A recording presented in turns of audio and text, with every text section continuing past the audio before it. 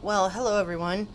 Today is Monday, the 15th. I did double check my rocks on Saturday after 7 days, and while they did appear polished, I thought that they could use a little more time, so I ran them for an extra 2 days, which makes today Monday, so they've been running for 9 days on the final polish step. So now I'm going to check them in the sink and see what I think about them and see if I think they need to be polished more or what we need to do next. So let's go check them out. Here we go with our lovely tan soup. It's been going for 9 days, so we're just gonna drain it into my bowl here and take a look before I discard the water and see if maybe I want to run it some more or what we want to do.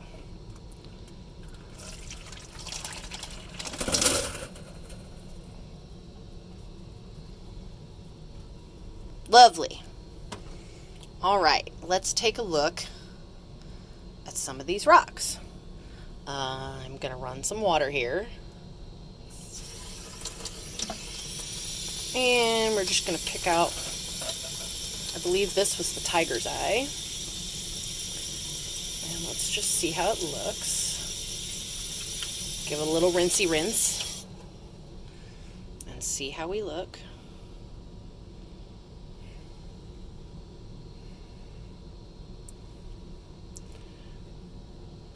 Does feel very smooth, at least on the top side. Bottom side still has some rough spots, but that's just because that was the bottom side of the rock. Let's double check and see how it looks dry. There we go. I happen to have a towel off to the side here, so I just dried this off. As you can see, it's still a little damp. But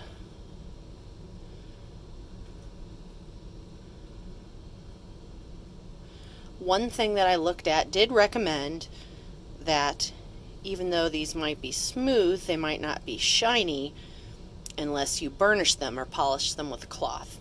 So I'm going to attempt that on this one right now and see what happens. Well, it's possible that I just don't have the right kind of cloth because all I used was a towel, and also this is still got some grit and stuff on it, but I don't know. I'm going to try to rinse the rest of these off and see what they look like. BRB. Okay, so it's possible that I just don't have the right kind of cloth to try to buff these with no other implements, because I tried rubbing a few of them and it didn't really make a difference. But I'm going to go ahead and show you my cleaned off rocks and we're going to discuss next steps. So we have my piece of chert here. As you can see, still a little bit wet, and wet polish looks great. They're nice and smooth. Dry, not so much, not really shiny. Smooth, but not shiny. And I've tried rubbing them on some different types of cloth to see if it would buff into a shine at all, and not really. My tiger's eye, this was the one that I attempted to buff. As you can see, when moist, looks great, beautiful, shiny, glowy, looks great. When dry, not so much. I really love what's going on the back here too. I love all the different veins. I love the kind of marbling stair-step effect of all the different layers. Awesome looking.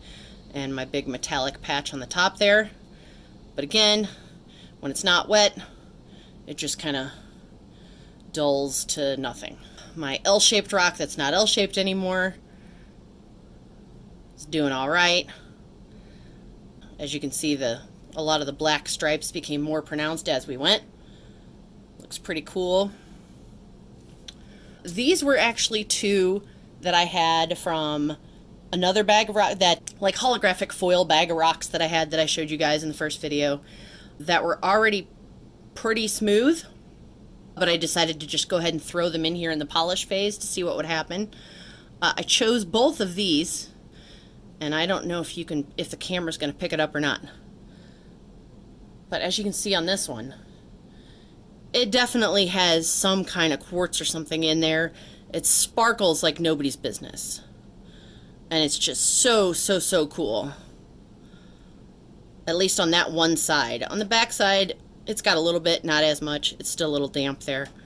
But those sparkles are just unbelievable. So cool. This one kind of has the same thing. It's got some flecks up here in the white section. And on the back too, all along these veins. This vein here horizontally and this one vertically sparkle. So super cool. The polish stage did smooth them out a little bit. I mean, they were already pretty polished, but they're already pretty smooth. But as you can see, they're not shiny. None of these are shiny. Let's get our other non-red rocks out of here. Okay. So we have this one. I think this might have been one that I pulled out of that other batch and just threw in there too. It's definitely, I love the coloration of it. It almost looks like the surface of a planet. It's got a lot going on underneath there. Very cool. Again, smooth but not shiny. This was our little black rock with the red pigmentation in it. Very smooth. This was the other piece of the chert. Definitely brought out a lot more of the white on the back side of it. That's much more pronounced than it was. And then we have the black stripe there in the middle. Looks very cool. And then this one I think is one of the ones that I picked up on my walks that's orangish. The thing I noticed about this when I was over rinsing it off, let's see if I can find it again. Right in this little hole, there's no way the camera's going to pick it up. There's like some little crystals in there. And I really wish I had a loop. If we weren't in the middle of a blizzard, I would go out and get a loop, guys. I probably even have one in this house somewhere, or a magnifying glass to show you. There you go, you can kind of see. There's some little crystals in there. That's not just water from it being wet. There's some little crystals in there, which is super, super cool. And then we have all of our agates and our little chippies that I was told to leave in there because it would help get into the little pieces. So I did. We got our big boy here, which again looks awesome wet and is not this shiny once it dries, but wet it looks great. So I definitely want to figure out how to polish these. Got this one here that has some little sparkles and stuff in there. He's still a little bumpy, but he's cool looking. This one here. All of these ones that have the little black areas are really nice. This one, this might be where all the chippies came from. Might have broken off a little bit more. And then we have our two little ones here. Apologies for all the heating in my house banging and clanging, but you know, it's like 3 degrees outside. I got this one here, which has this awesome black and white spot on the back. And then our teardrop shaped one, which I still really love. I can't believe that it just naturally is that perfect shape. I don't know if I want to put it on a necklace or a ring or what I want to do. Might have to get some wire and figure out how to make some sort of a setting for it, because it's just too good. But anyway, so that's the results of the polish round. Now, let's see if I can flip the camera around. The worst lighting. Okay, so those are the rocks gone through all 4 stages of grit. And so now what? Because clearly they're not glassy mirror finish shiny. I've seen a couple different things that have said that you can use mineral oil to rub on them and make them shiny. I don't have any of that. I've also seen that you can put some borax in there and tumble them in some borax and water, and that will polish them. I don't have any of that either. I've also seen that you can grate bars of ivory soap and put some of that in there with some water and let that run, and that'll polish them. I might have that. I do have some bars of soap upstairs. I don't know if it's ivory. I have to check because I don't use bar soap. It was Dave's, and I have no clue what it is. All I know is that I have some, so I'm going to have to check. I don't know if it's a ivory specific thing or if other kinds of soap will work. I'm sure somebody in the comments is going to tell me. But, so that's my next step, is to figure out what I can use to polish these and make them all slick and shiny and look like they're wet and cool and polished and awesome. So, like I said, it's 3 degrees outside and we're in the middle of a huge winter storm. So I can't go anywhere and get any more supplies. I guess technically I could order from Amazon, but I don't really want to make an Amazon deliver borax to me to polish rocks in the middle of a blizzard. So I'm going to double check the bar soap that I have upstairs and do some more Googling. And if I can use that, then I might try to grate some of that and run these with that and water and see if that polishes them, gets them clean, gets the rest of the grit off of them, the fogginess, and see if it polishes them at all. If I can't do that, then my next step is going to have to wait until I can get some more supplies, which probably won't be until next week, at least, because I don't foresee me being able to go anywhere and buy anything locally in the next couple days, and I don't really want to have anything shipped to me because it's not exactly a emergency kind of a thing. But I am going to have to get some more supplies for the rest of the rocks that I have, because that was all the grit that came with the rock tumbler was doing one batch. And I have more rocks here now.